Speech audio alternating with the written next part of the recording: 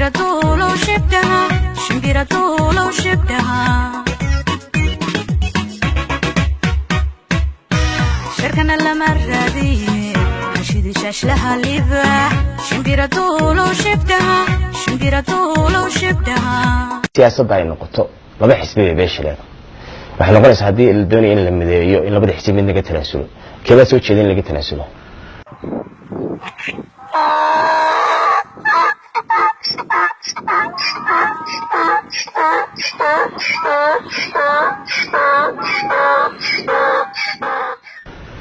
dadweynaha loo daayo laakiinse beel laba xisbiha loo qaybiyo oo haddana xisbiga ka soo horjeeda isagu haddii beela badan ha iska haysto waa arkaysaa dhilmi maxaa shaarkan waxa toshay maxamed ibrahim cigaal oo isagu ku dhigayso beelaha ku sareynay beeshan garxisna waa beelaha ugu waaweyn ayay hadilmay tahay inuu hadilmay wax u hagaagaan isaga wuxuu arkay inay habboon tahay siyaasiyan buu u fikiray beesha weyn inaan xisbi kaliya ka soo bixin waayo way ku adkaanaysaa inuu hadilmay maxaa hadduu dad kalena beelaha kalena wax ka helo dee inuu majority ka qaato isaguna ma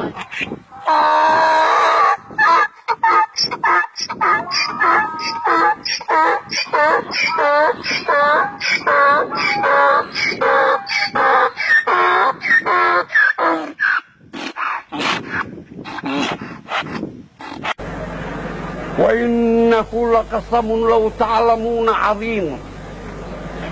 أفبهذا الحديث أنتم مدهنون وتجعلون رزقكم أنكم تكذبون فلولا إذا بلغت الحلقوم وأنتم حينئذ تنظرون ونحن أقرب إليه منكم ولكن لا تبصرون فأما إن كان من المقربين فروح وريحان وجنة النعيم وأما إن كان من أصحاب اليمين فسلام لك من أصحاب اليمين وأما إن كان من المكذبين الضالين فنزل من حميم وتسلية جحيم إن هذا لهو حق اليقين فسبح باسم ربك العظيم سبحان ربنا العظيم سبحان ربنا العظيم سبحان ربنا العظيم maxay tahay ayadaas dadkani dad muslina way ilaahay bay yaqaaniin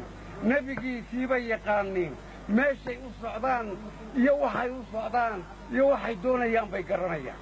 nadakri maysa وإنه لقسم لو تعلمون عظيم أفبهذا الحديث أنتم مدهنون وتجعلون رزقكم أنكم تكذبون فلولا إذا بلغت الحلقوم وأنتم حينئذ تنظرون ونحن أقرب إليه منكم ولكن لا تبصرون فأما إن كان من المقربين فروح وريحان وجنة النعيم وأما إن كان من أصحاب اليمين فسلام لك من أصحاب اليمين وأما إن